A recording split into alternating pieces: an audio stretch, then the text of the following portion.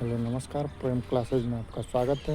आइए देखते हैं आज की क्लास में शिक्षण का अर्थ, उद्देश्य, शिक्षण में संप्रेषण, उसके सिद्धांत और सूत्र के बारे में पढ़ेंगे। तो आइए क्लास स्टार्ट करते हैं। शिक्षण का अर्थ पहले देखते हैं।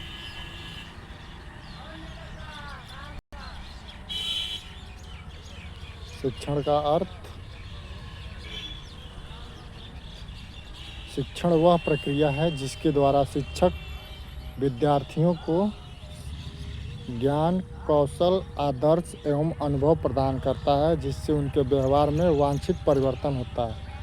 तो शिक्षण का अर्थ, शिक्षण वह प्रक्रिया है जिसके द्वारा शिक्षक विद्यार्थियों को ज्ञान, कौशल, आदर्श एवं अनुभव प्रदान करता है जिससे उनके व्यवहार में वांछित परिवर्तन होता है।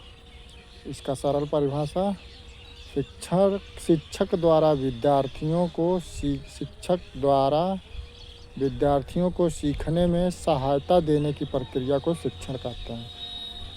शिक्षक द्वारा विद्यार्थियों को सीखने में सहायता देने की प्रक्रिया क्या कहलाती है? शिक्षण कहलाती है।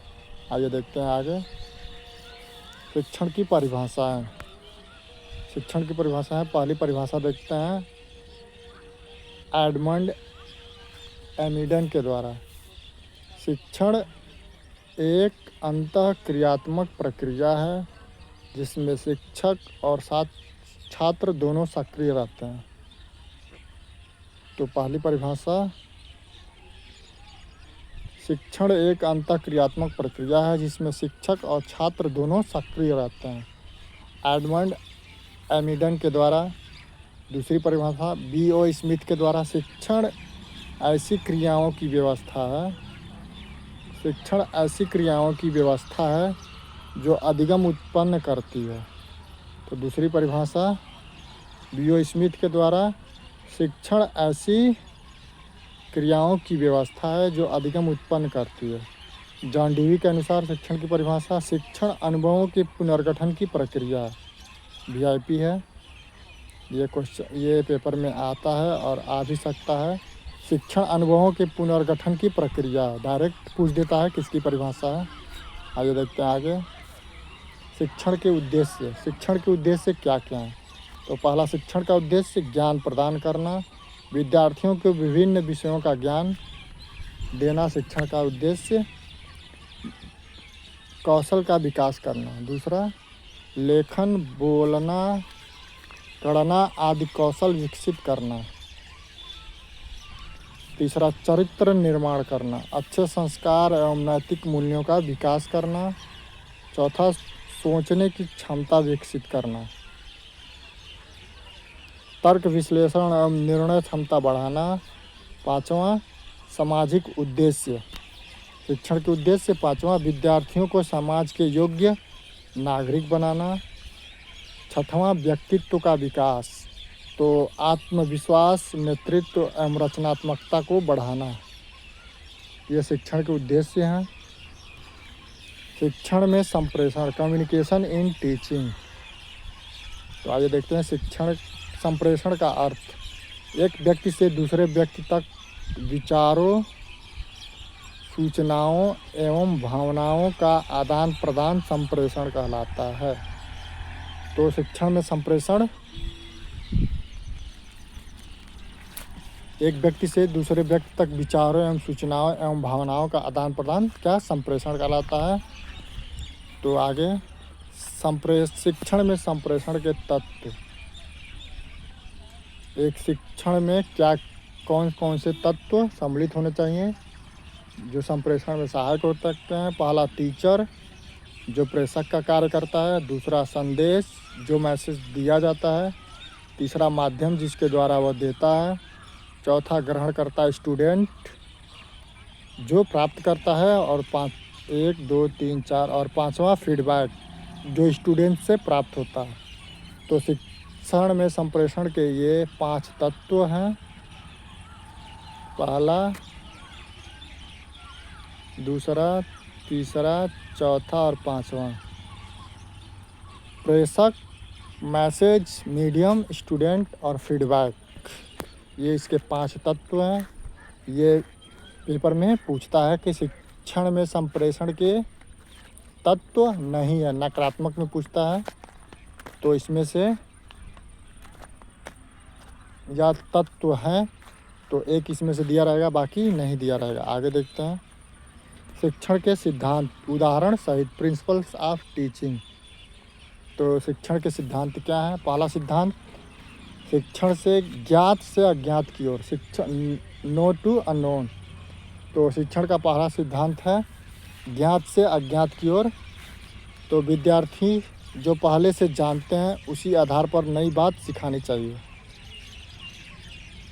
विद्यार्थी जो पहले से जानते हैं उसी आधार पर हमें उन्हें बात सिखाना चाहिए। जैसे उदाहरण में बच्चे पहले गिनती जानते हैं और फिर उन्हें जोड़ सिखाया जाता है।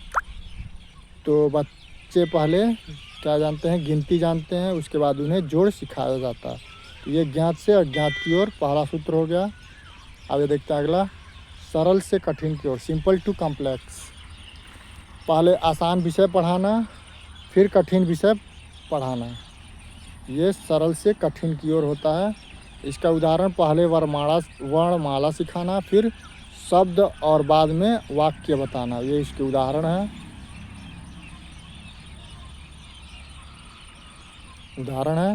अगला सूत्र, स्थूल से सूक्ष्म की ओर। पहले दिखाई देने वाली वस्तु फिर विचारात्मक बातें। उदाहरण, स्थूल से सूक्ष्म की ओर का उदाहरण है पहले दिखाई देने वाली वस्तु फिर विचारात्मक बातें।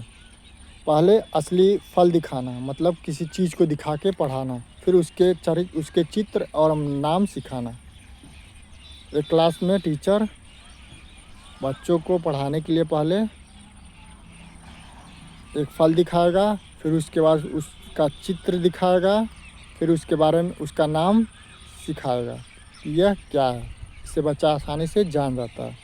चौथा, विशेष से सामान्य की ओर, पार्टिकुलर टू जनरल। विशेष उदाहरणों से सामान्य नियम तक पहुंचना।